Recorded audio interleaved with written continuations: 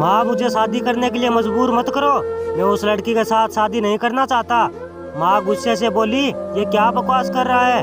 दिखने में कितनी खूबसूरत लड़की है, पढ़ी लिखी भी है, और तुम्हें क्या चाहिए? खैर माँ की जिद के आगे राजेश शादी के लिए मान गया और अपनी माँ से कहा, देख लेना, अगर मुझे लड़की अच्छी नहीं लगी तो मैं उसे छोड़ दूंगा। बाबा ये सुनकर गुस्से में आकर राजेश को डांटने लगे। बोले, बेशरम औलाद, वो भी किसी की बेटी है, इस तरह उसकी जिंदगी बर्बाद कैसे कर सकता है?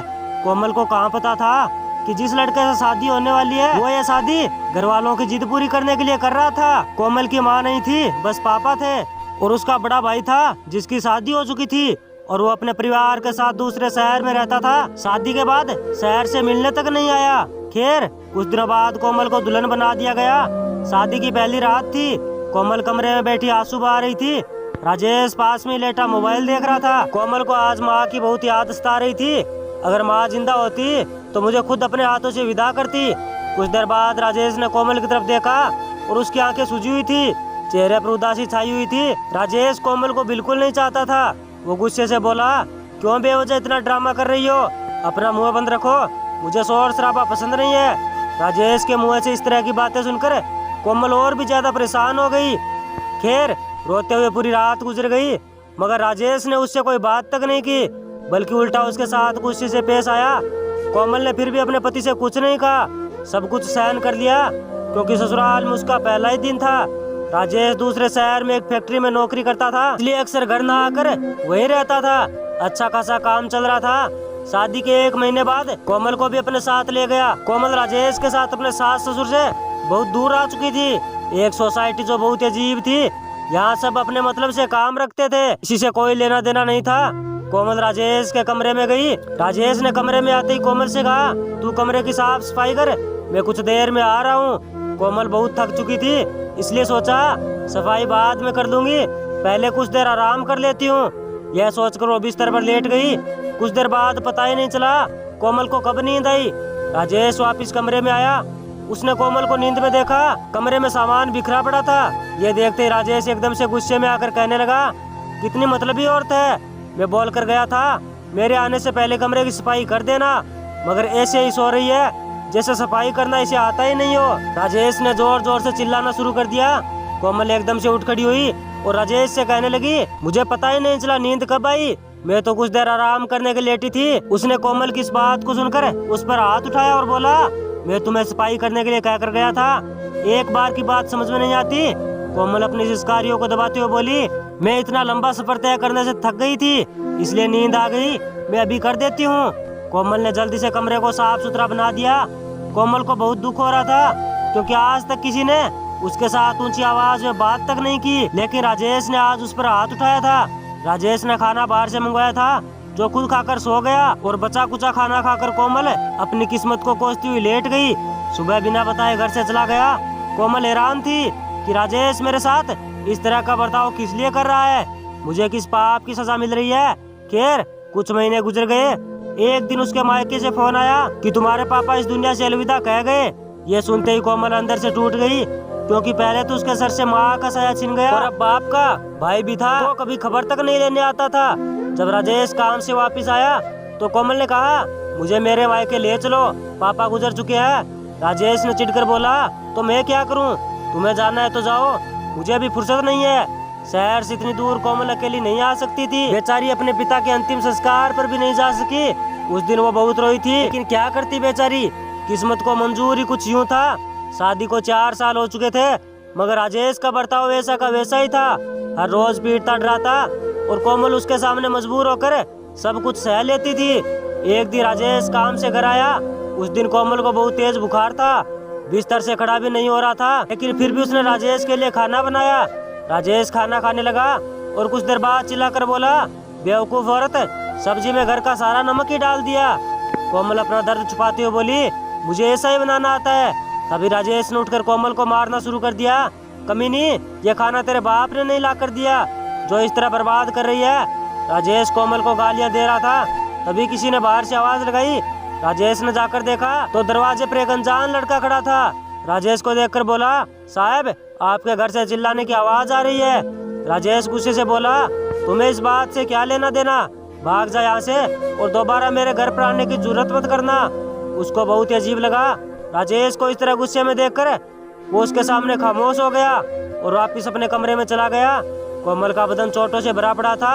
वो दर्द से कराती हुई ऊपर वाले से प्रार्थना कर रही थी, मुझे किस पाप की सजा मिल रही है? इस तरह तकलीफ देने से तो अच्छा है मुझे इस जुल्म भरी जिंदगी से आजाद कर दो। अब कोमल कहाँ जाती? माँ बाप तो पहले ही इस दुनिया से चल बसे। एक भाई था, वो भी दूसरे शहर में रहता था। अब तो कोमल को हर जुल्म सहने की आदत सी हो चुकी थी। एक दिन कोमल बिस्तर पर बेहोश सी पड़ी थी। किसी ने बाहर से दरवाजा खटखटाया। गिरती पड़ती कोमल दरवाजे तक पहुंची और सामने देखा तो एक लड़का खड़ा था। उसने कहा, क्या मैं अंदर आ सकता हूँ? कोमल बिना कुछ कहे वापस अंदर चली आई। वो भी उसके पीछे पीछे कोमल के पास कमरे में आ गया। अंदर जाकर देखा तो कोमल का बहुत बुरा हाल था। उसका बदन चीख चीख कर बोल रहा था कि मुझे इस दरिंदे से आजाद करवा दो। उस लड़के को कोमल बहुत अच्छी लगी और उसके हालात देखकर कहने लगा, तुम अपने माँ बाप को क्यों नहीं बता देती?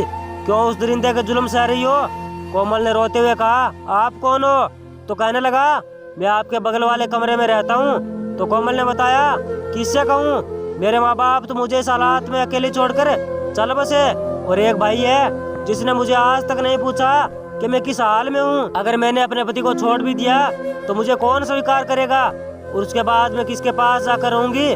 पास बैठा लड़का कोमल की बातें गौर से सुन रहा था। उसने बोला, आप परेशान मत हो, मैं आपके लिए कोई ना कोई रास्ता निकाल लूंगा। यह कहकर वो कमरे से चला गया। रात होते ही राजेश घर आया। शराब के नशे में दूध था। रोज की तरह गालियां देने लगा और बिना कुछ खाए सो गया। सुबह जब उठा तो कोमल से कहने लगा, तुम मेरा पीछा क्यों नहीं छोड़ देती? कम से कम मेरी जिंदगी तो सुधर जाए। ये बोलकर वो घर से निकल गया। अब कोमल बैठी बार बार दरवाजे की तरफ झांक रही थी, जैसे उस लड़के के आने का इंतजार कर रही हो। थोड़ी देर बाद वो लड़का आया। उसे देखकर कोमल बहुत खुश थी। रवि में उसे जिंदगी नजर आने लगी थी। रवि की याद में राजेश के सारे जुल्म सह लेती। एक दिन रवि कोमल से कहने लगा, अगर बुरा ना मानो तो तुमसे कुछ पूछना है। कोमल ने मुस्कुरा कर कहा, बोलो क्या बात है? रवि बोला, मैं तुम्हें बहुत चाहता हूँ, शादी करोगी मुझसे? कोमल की आंखों से आंसू बहने लगे।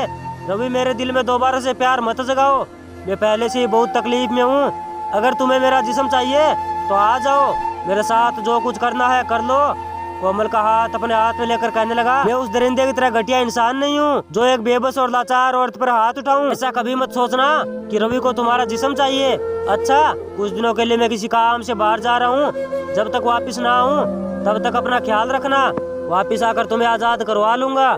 ये सुनकर कोमल का दिल तड़प उठा। रवि, मत जाओ मुझे यहाँ अकेले छोड़कर। रवि ने कोमल को प्यार से बाहों में लेकर कहने लगा, बस कुछ ही दिनों की तो बात है। कोमल की आंखों से आंसू टपक रहे थे और दरवाजे पर खड़ी रवि को देख रही थी। शाम हो गई। कोमल रवि के प्यार में खोई हुई थी। राजेश घर आया तो कोमल खामोश बैठी थी। राजेश उसे बैठा देखकर कहने लगा, अब कौन सी मुसीबत आ खड़ी? किसके जाने का शौक मना रही है? खैर, रात तो कैसे जैसे गुजर गई, लेकिन अगले दिन कोमल पर मुसीबत का पहाड़ टूट पड़ा। राजेश को किसी ने बता दिया कि तुम्हारे काम पर जाने के बाद तुम्हारी बीवी के पास एक लड़का आता है। ये सुनते ही राजेश एकदम गुस्से में आकर कोमल को मारना शुरू कर दिया। उसकी मार खाते खाते कोमल बेजान सी होकर गिर पड़ी और घर से धक्के देकर बाहर फेंक दिया। कुछ दिनों बाद रवि वापिस आया और देखा कि कोमल के घर पर कोई नहीं है। वह जल्दी से उसे इधर उधर तलाशने लगा, मगर कहीं नहीं मिली। तो उसे सोसाइटी के एक आदमी से पता चला कि उसे राजेश ने घर से निकाल दिया और उस रात के बाद पता नहीं कहाँ चली गई। उधर कोमल हॉस्पिटल में पड़ी, एकदम पागलों जैसी हरकतें करनी शुरू कर दी। उसकी जिंदगी मौत से भी बदतर हो चुकी थी। कुछ देर बाद रवि हॉस्पिटल पहुंचा और देखा कि कोमल का बहुत बुरा हाल था। रवि को सामने देखकर कोमल मुस्कुराने लगी और बिस्तर से खड़ी हो गई। उसने रवि को जोर जोर से आवाजें देनी शुरू कर दी। वो डरता डरता उसके नजदीक गया तो कोमल अचानक गले से लिपटकर जोर जोर से रोने लगी। रवि कोमल के हालात देखकर उसे हॉस्पिटल से अपने साथ घर ले आया और उसे बहुत इज्जत और प्यार देने लगा। कुछ दिनों बाद रवि के प्यार को पाकर कोमल एकदम से ठीक हो गई और दोनों ने शादी कर ली। अब कोमल के पास सर खुशी थी। वक्त गुजरने के साथ साथ रवि उसे बहुत प्यार करने लगा।